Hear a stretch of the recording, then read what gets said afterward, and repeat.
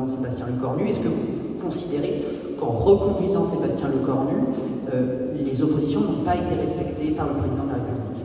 D'abord, je vais revenir sur mon propos de 2008, avant de passer au mois d'octobre 2025. Je pense très important dans toutes les démocraties. Et le rôle d'un président, c'est pas simplement de représenter la majorité. C'est d'être le président de l'institution. Certes, je suis élu par une majorité. Et j'ai des devoirs vis-à-vis de cette majorité. Mais il y a aussi une opposition des groupes minoritaires. Groupe minoritaire, il y a une tradition au Sénat.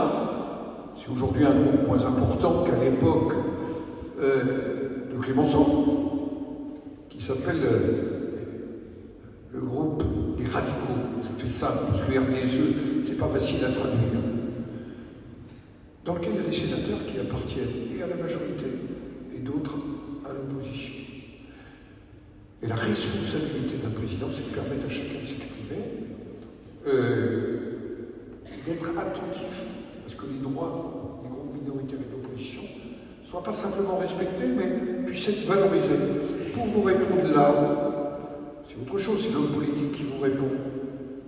On ne peut pas s'engager dans un gouvernement sans connaître sur quel pilier nous nous engageons mutuellement.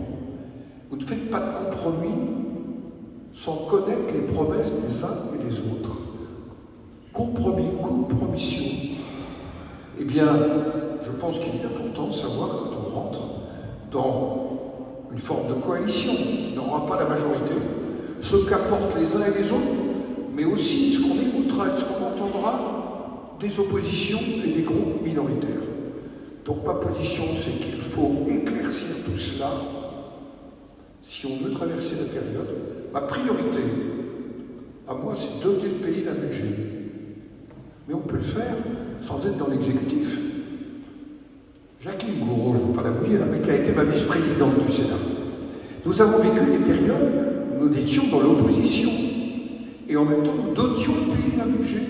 Nous discutions de ce pays, Madame la vice-présidente de l'époque.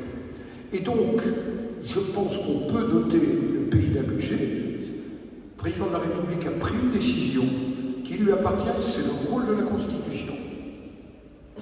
Il se trouve qu'il m'a consulté et qu'il a consulté le président de l'Assemblée nationale. Nous n'avions pas le même avis, ni elle ni moi. Mais vous lui poserez la question. Je garde mes avis pour moi, en l'état. Simplement, vous savez que ce n'était pas le même avis.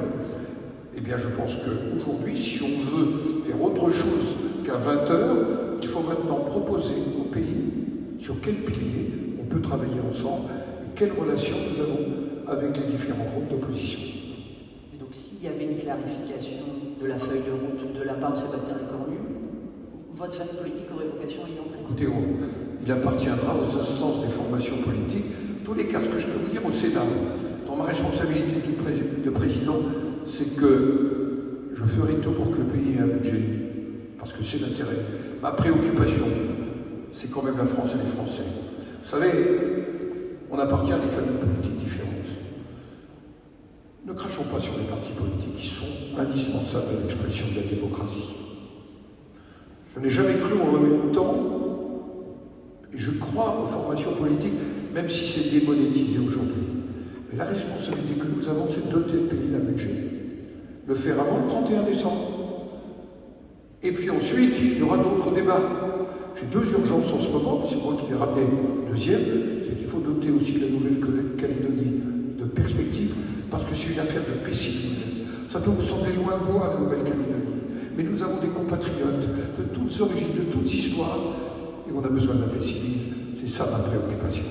Et nous avons déposé au Sénat une proposition de loi organique signé par le président du groupe socialiste, le président du groupe LR, le président du groupe centriste, le président du groupe des indépendants, la présidente des radicaux et le président du groupe macroniste.